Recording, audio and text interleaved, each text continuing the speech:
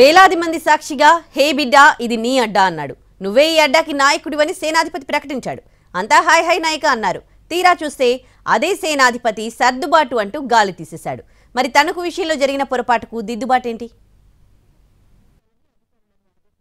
పశ్చిమ గోదావరి జిల్లాలో జనసేన నుంచి పోటీ చేయబోయే అభ్యర్థుల్లో ఒక్కరి పేరు కూడా టీడీపీ జనసేన ఫస్ట్ లిస్టులో లేదు. కనీసం గతంలో ఇచ్చిన మాట ప్రకారం ఆ సీటునైనా ప్రకటిస్తారా అంటే అది కూడా తీసుకువెళ్లి టీడీపీ ఖాతాలో జమ చేశారు. అసలు తణుకు నియోజకవర్గంలో పవన్ ఏం మాట్లాడారు? ఎందుకు చెప్పిన మాటల్ని నిలబెట్టుకోలేకపోయారు? అప్పటి నుంచి తణుకు నియోజకవర్గంలో జనసేన టీడీపీ మధ్య టగ్ ఆఫ్ వార్ నడుస్తూనే ఉంది.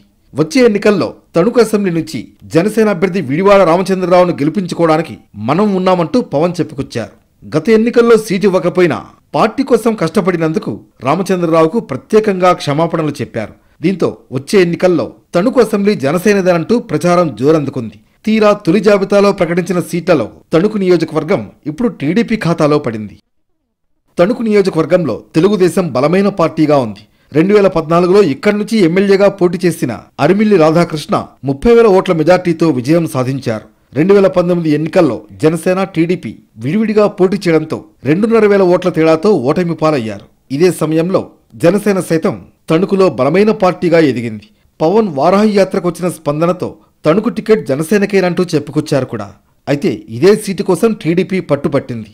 జనసేనపై ఒత్తిడి పెంచింది. అయితే అప్పుడు క్షమాపణ చెప్పి టికెట్ ప్రకటించిన పవన్ ఇప్పుడు కేటాయించకపోవడంతో జరిగిన డ్యామేజీని ఎలా పూడ్చుకుంటారన్నది ఆసక్తిగా మారింది. ఇప్పుడు విడివాడ రామచంద్రరావు మరోసారి పవన్ను నమ్ముకుని టీడీపీకి సహకరిస్తారా లేక మరేదైనా ప్లాన్తో ముందుకు వెళతారా అన్నది చూడాలి.